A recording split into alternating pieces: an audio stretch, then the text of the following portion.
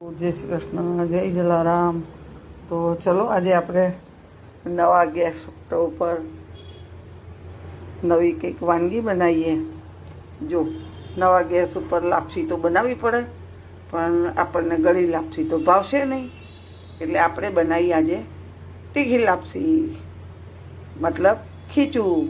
આપણે એકલાને ખાવાનું હોય એટલે ગમે તે ફટાફટ બની જાય અને ખાઈ રહેવાય. હેલ્થ માટે સારું, બનાવવામાં સહેલું, ખાવામાં સહેલું. તો આજે આપણે બનાવીએ છીએ ખીચું. તો બની જાય એટલે જરૂર તમને હું બતાવું. હા, ચલો. જો આપણો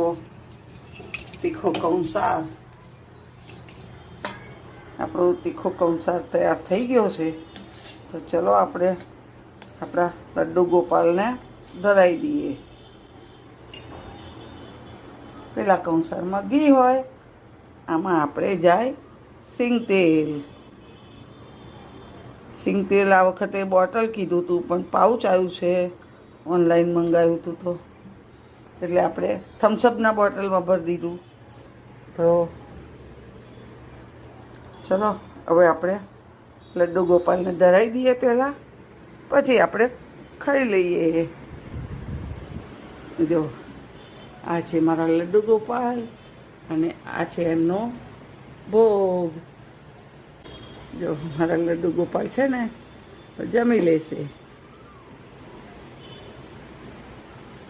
રાધે રાધે. ચલો, તો આવી જ નવી નવી વાતો સાથે ફરી મળીશું. જય જલારામ.